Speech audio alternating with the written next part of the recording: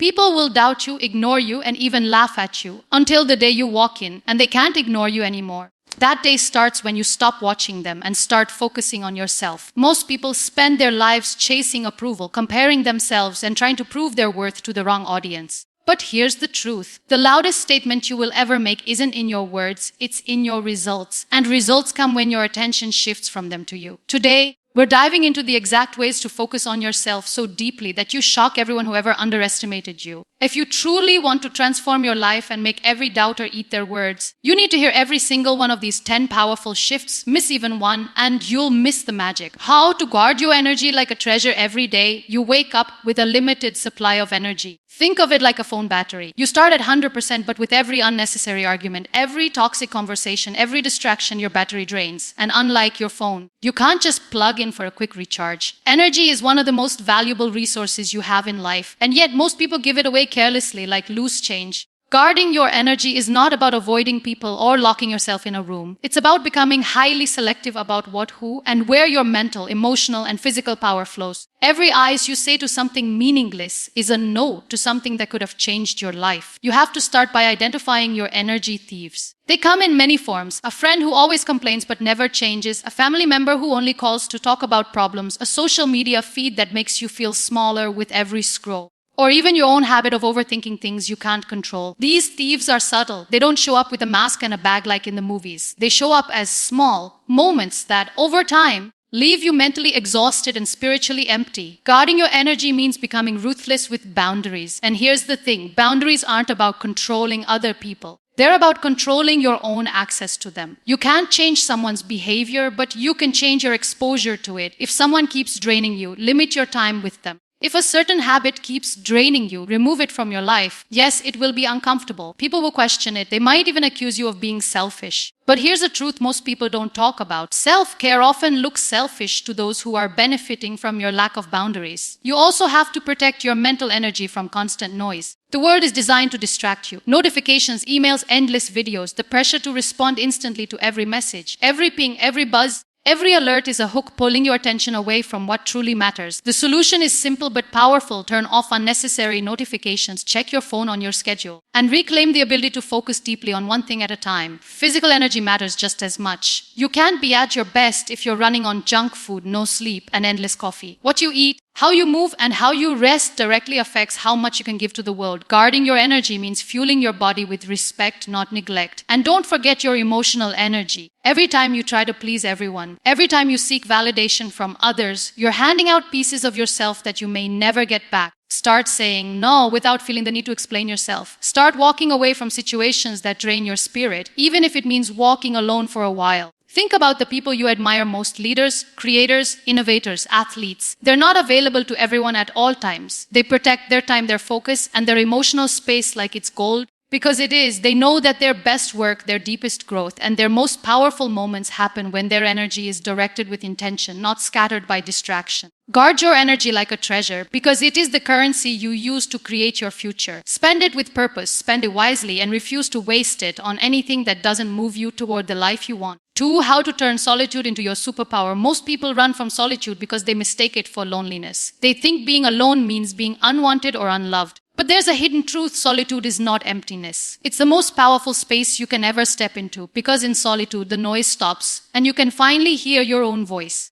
When you are constantly surrounded by people, opinions, and distractions, it's easy to lose yourself. You start adopting other people's dreams, fears, and even identities without realizing it. You start living a life that's been handed to you instead of one you've designed. Solitude is the antidote. It's the reset button that allows you to strip away the influence of the crowd and rediscover who you are, what you want, and where you're going. Think of solitude as your personal training ground. Great athletes train in private before they compete in public. Writers spend months in isolation before releasing a book. Musicians disappear for a while to create albums that move the world. Why? Because solitude gives you the clarity, focus, and depth you can't find in the chaos of constant company. But solitude is not just about being physically alone. It's about being mentally and emotionally present with yourself. You can be sitting in a room by yourself and still be connected to 1,000 voices through your phone. True solitude happens when you unplug, when you step away from the noise and face your own thoughts without distraction. At first, solitude can feel uncomfortable. When the external noise fades, the internal noise gets louder. You start noticing thoughts you've been avoiding, emotions you've been burying, and questions you've been ignoring. That's where most people run.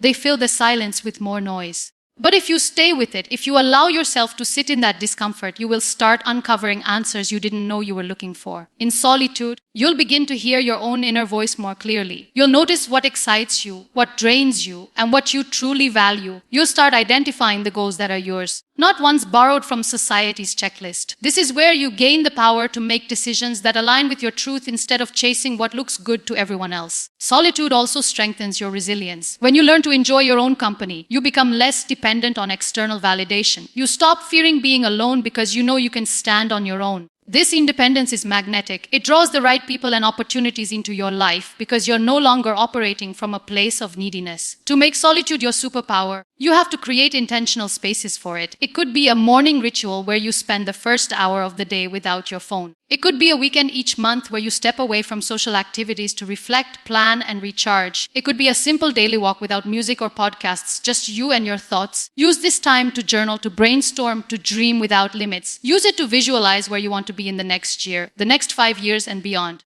Let solitude be the place where you refine your vision so that when you step back into the world, you're moving with purpose instead of drifting with the crowd. When you embrace solitude, you stop fearing it, and when you stop fearing it, you start using it. 3. How to master the art of discipline. Motivation is like a spark. It's exciting, it's bright, but it fades quickly. Discipline, on the other hand, is the steady fire that keeps burning long after the initial excitement is gone. If you want to shock everyone with your growth, you can't rely on feeling ready every day. You have to train yourself to act even when you don't feel like it. Discipline starts with understanding that feelings are temporary, but actions create lasting results. Waiting to feel motivated before you work on your goals is like waiting for perfect weather before you leave the house. You'll spend most of your life waiting. The people who achieve extraordinary things are not always the most motivated. They are the most disciplined. It's about showing up over and over again, even when the mood is gone. It's about keeping promises to yourself the same way you would keep promises to someone you deeply respect. Every time you follow through on a commitment you made to yourself, you strengthen your self-trust. And self-trust is the foundation of every success you'll ever build. The key to mastering discipline is to create systems, not just rely on willpower. Willpower is like a muscle. It gets tired with overuse. But a system makes the action automatic. For example, if you want to work out every morning, lay out your clothes the night before. If you want to eat healthy, prepare your meals in advance so you don't have to decide when you're tired or hungry. Another secret to discipline is starting small but staying consistent. People often fail because they try to change everything at once. The real progress comes from small, sustainable actions repeated daily. Read for 10 minutes every day instead of trying to finish a book in one sitting. Write one paragraph a day instead of waiting for the perfect moment to write an entire chapter. Discipline is also about making hard choices now for an easier life later. You either face the pain of discipline or the pain of regret, and regret lasts much longer.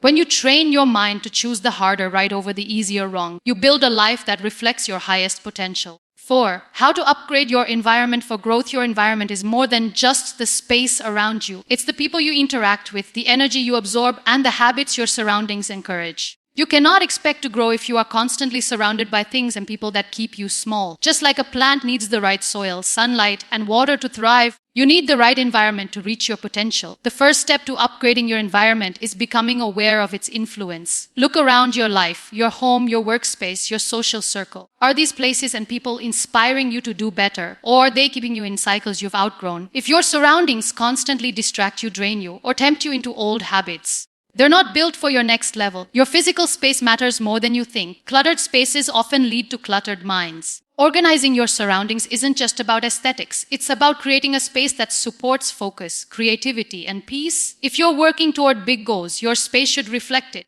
A messy desk, a bedroom filled with distractions, or a workspace surrounded by negativity will always slow you down. Equally important is your social environment. You can't soar if you're surrounded by people who doubt your wings. The people closest to you either push you forward or pull you back. Spend more time with those who inspire you, challenge you, and make you want to be better. Limit your access to those who constantly complain, gossip, or settle for less. Their mindset is contagious. Upgrading your environment also means curating your mental inputs. What you read, watch, and listen to shapes your thoughts more than you realize. If you fill your mind with negativity, fear, or empty entertainment, it will reflect in your actions. Instead, choose books, podcasts, and content that educate, motivate, and expand your perspective. Sometimes upgrading your environment requires difficult changes, moving to a new place, stepping away from old friendships, or leaving behind familiar routines. These changes can feel uncomfortable, but growth rarely happens in comfort zones. When your environment matches your ambition, progress becomes natural. You stop fighting against your surroundings and start flowing with them, making every step toward your goals feel smoother and more sustainable.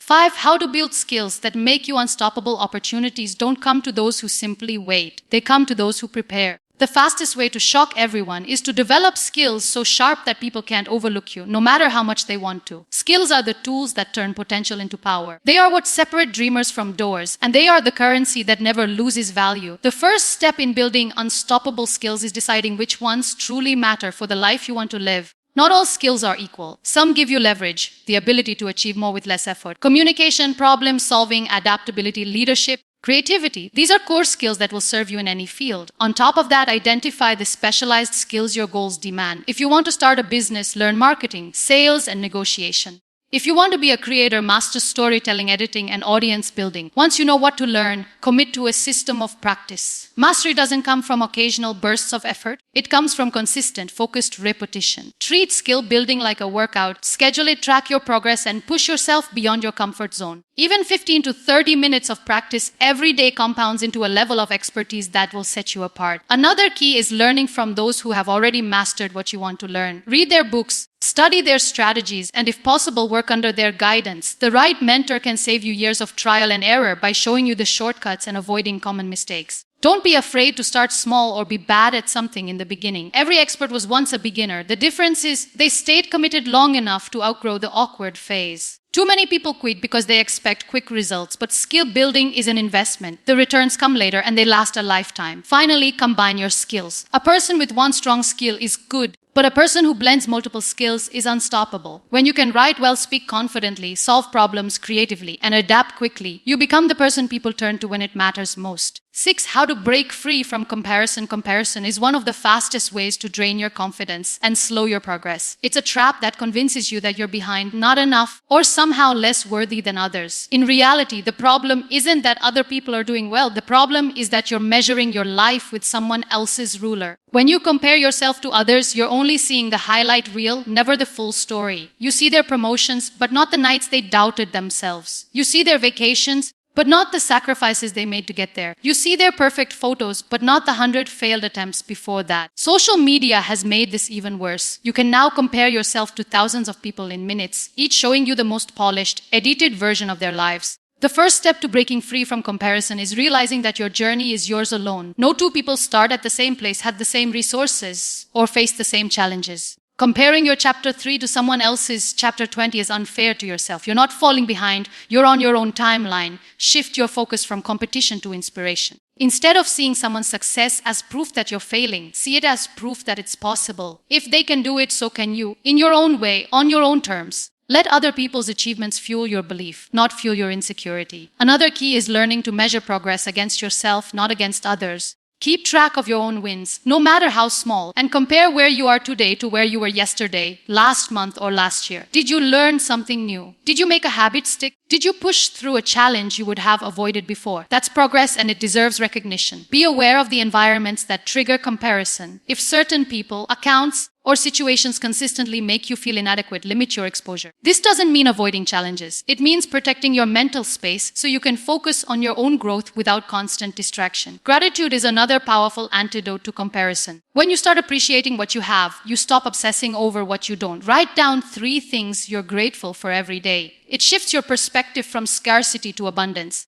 making it easier to celebrate others without feeling diminished. Finally, remember that the qualities you admire in others might already exist in you, waiting to be developed. When you see someone with confidence, skill, or success, ask yourself, what can I learn from them? What actions can I take today to build that in my own life? This turns comparison into a tool for growth instead of a weapon for self-criticism. 7. How to use pain as your fuel. Pain is something everyone experiences, but not everyone uses. For some, it becomes a reason to stop, an excuse to give up, or a weight they carry for years. For others, it becomes a driving force, the fire that pushes them to rise higher than anyone expected. The difference isn't in the pain itself, it's in how you respond to it. Pain can sharpen your focus like nothing else. When you've been through hardship, betrayal, or failure, you start to see life differently. Things that once seemed important fade, and you begin to prioritize what truly matters. This clarity can push you to take bold action that comfort never could. The first step in using pain as fuel is to stop running from it. Most people try to numb it with distractions, with busyness, with anything that keeps them from feeling it. But the truth is, avoiding pain only keeps you stuck. When you face it head on, you start to understand it. And when you understand it, you can transform it.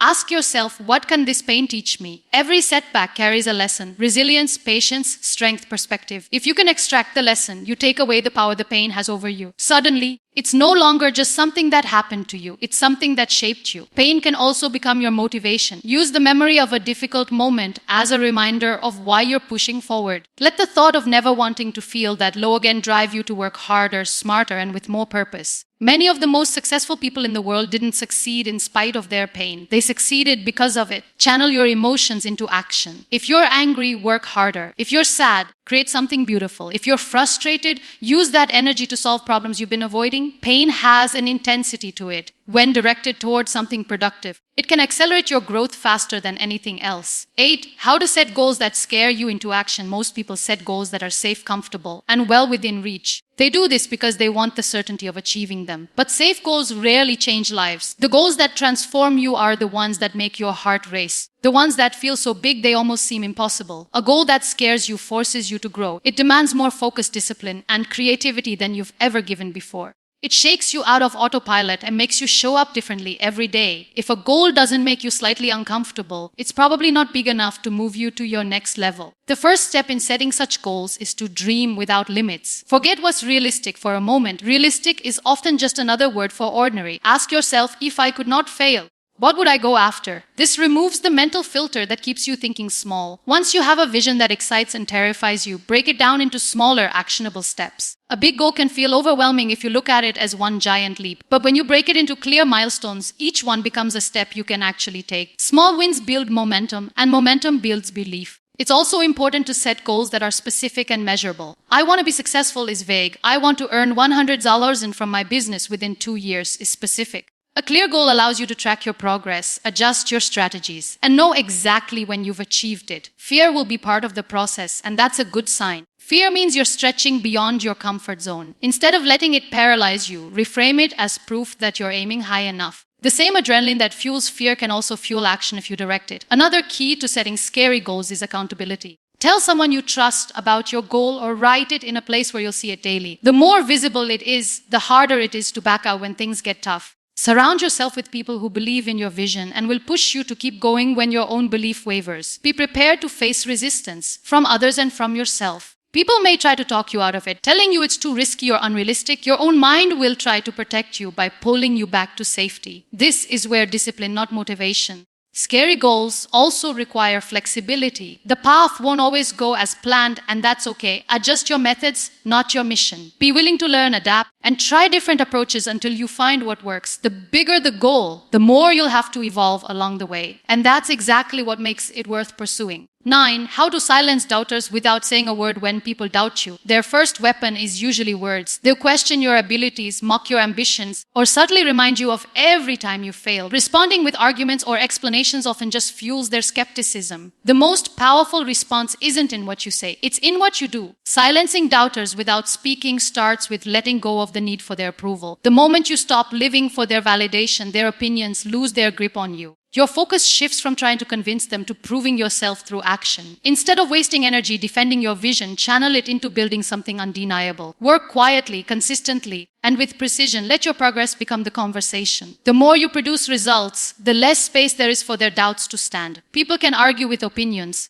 but they can't argue with undeniable outcomes. This approach also protects your emotional energy. Engaging with every critic distracts you from your mission. Silence is a powerful form of control. It keeps you from being reactive and keeps them from seeing your frustration. While they're busy talking, you're busy building. Remember, most doubters aren't truly concerned about your success. They're projecting their own limitations. Your ambition reminds them of the risks they were too afraid to take. By succeeding quietly, you show them and yourself that their fears don't have to be yours. The key is to let your achievements accumulate until they can't be ignored. When you finally reveal what you've built, the impact is far greater than any debate you could have had along the way. That moment when the results speak so loudly that even your loudest critics have nothing left to say is the ultimate victory. 10. How to stay consistent when no one is watching. It's easy to work hard when everyone is cheering for you, when the likes and comments are flowing, when the crowd is clapping for your progress. But real growth isn't built in the spotlight. It's built in the quiet hours when no one is looking, no one is asking, and no one is praising you. Consistency in those moments is what separates temporary effort from lasting transformation. When no one is watching, the temptation to slack off is strong. You think, who's going to know if I skip today? But that skipped day turns into a skipped week, and before you realize it, the momentum you worked so hard to build is gone. Consistency is the antidote to that slow slide backward. It's the promise you keep to yourself, not because someone else is holding you accountable, but because you refuse to break your own word. The first key to staying consistent is having a clear why. When your reason for doing something is strong enough, it will pull you through the days when motivation is absent. If your why is shallow, like impressing others, it will crumble the moment their attention fades. Your why must be personal, powerful, and rooted in your own vision. The second key is routine.